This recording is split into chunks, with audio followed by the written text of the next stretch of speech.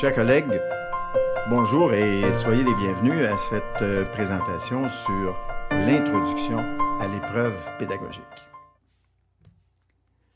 Le concours de recrutement pour le grade de maîtrise hospitalo-universitaire est destiné à tout médecin ayant acquis le diplôme d'études médicales spécialisées, le DEMS, en sciences de la santé, ou tout médecin en post-service civil si la nouvelle loi de santé passe à l'Assemblée populaire nationale.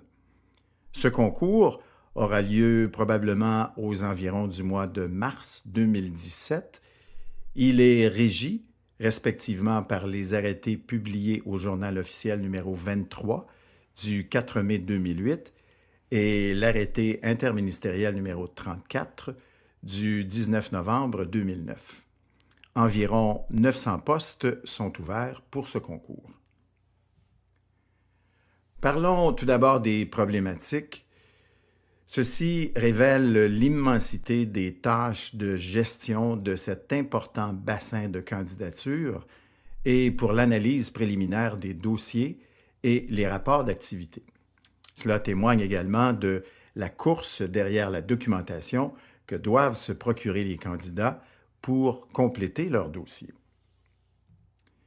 Une autre problématique est que l'on tient d'emblée à signaler que le dossier administratif ne mentionne pas et n'exige pas un curriculum vitae ni une lettre de motivation du candidat. Par contre, il mentionne textuellement de fournir une lettre de demande manuscrite de participation au concours. Cette dernière est une procédure purement administrative et ne peut couvrir à elle seule la nécessité de connaître le candidat avant de l'apprécier lors de l'étude préliminaire des dossiers et lors de l'entrevue avec les membres du jury. Les candidats sont les seuls à ne pas avoir acquis, durant leur cursus d'études médicales, une formation pédagogique sur la pratique de l'enseignement pour exercer leur métier de futur enseignant hospitalo-universitaire. Ceci explique en partie la qualité des prestations des enseignements lors de l'épreuve pédagogique. Une fois leur poste hospitalo-universitaire acquis, ils seront confrontés, comme leurs supérieurs hiérarchiques, à divers problèmes pédagogiques tels que l'évaluation des apprentissages, la planification de contenus disciplinaires, les méthodes d'enseignement clinique, la conception de programmes disciplinaires et de formation médicale, et dans bien d'autres domaines de la pédagogie médicale.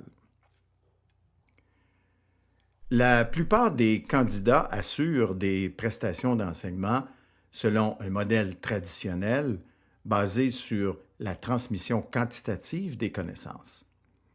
L'acte d'enseigner et le processus d'enseignement sont souvent peu planifiés, voire improvisés, et font souvent appel au bon sens et à l'intuition, mais la plupart des futurs hospitalo-universitaires sont motivés à procurer des pratiques enseignantes et des apprentissages de qualité. Hélas, ils n'utilisent pas les bonnes méthodes d'enseignement et les bonnes stratégies d'apprentissage pour y parvenir. C'est sur ces deux derniers aspects pédagogiques très importants que le jury doit focaliser toute son attention lors de la prestation d'enseignement des candidats. De plus, par manque de connaissances en pédagogie, cette prestation est centrée plus sur l'expertise disciplinaire que sur le processus d'enseignement. Ce dernier représente l'essence même de cette prestation et de l'activité pédagogique en général. L'idéal serait de donner la chance au futur candidat de s'exprimer sur son cursus ou son processus d'enseignement et sur ses habiletés de communication.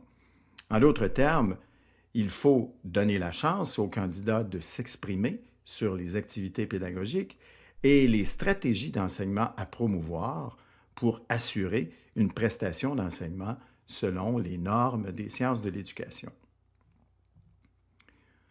Toujours au sujet de la prestation d'enseignement, il faut que le candidat soit guidé par les questions du jury et que ce dernier ait acquis des connaissances en pédagogie médicale pour pouvoir mener à terme, dans de bonnes conditions et dans la bonne direction, une entrevue avec un candidat.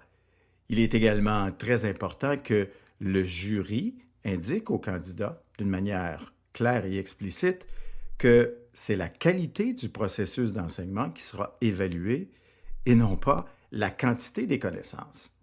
De plus, l'expertise disciplinaire ou les connaissances médicales sont évaluées à l'épreuve pédagogique, mais beaucoup de candidats mémorisent un contenu disciplinaire donné, puis le répètent ou encore le transcrivent intégralement. Cette prestation est une course contre la montre pour déballer le maximum d'informations sur une pathologie choisie. Les candidats ont souvent tendance à fournir ou encore à se procurer des attestations de prestations d'enseignement. Ces attestations représentent une pondération quantitative et non qualitative de l'acte d'enseigner, et de plus, ces attestations et le nombre d'heures enseignées ne nous renseignent en rien sur l'acquisition d'habiletés à enseigner, ni sur la qualité pédagogique des enseignements. La meilleure façon d'évaluer l'acte d'enseigner est de donner la chance au candidat de s'exprimer ou de faire des réflexions sur son propre processus d'enseignement et non pas sur le nombre d'heures ou sur la présentation d'attestations sans valeur académique. Au sujet du rôle du jury maintenant, l'entrevue représente la pièce maîtresse de l'évaluation du candidat où le jury doit découvrir sa personnalité, observer ses comportements, apprécier ses connaissances médicales et jauger ses compétences pédagogiques et de communication, tant écrites que orales. Pour sa part, le candidat doit démontrer sa performance en communication, sa crédibilité et sa probité intellectuelle, ainsi que de confirmer la véracité de ses activités pédagogiques et hospitalières. Chers collègues, si vous avez des questions, je vous invite à les poster dans le forum de discussion. Je vous rappelle que ce forum est avant tout un espace d'apprentissage, de communication, de collaboration et de partage des connaissances et des expériences professionnelles. Je vous invite donc à y participer activement afin de dynamiser cette formation en ligne. Merci de votre attention.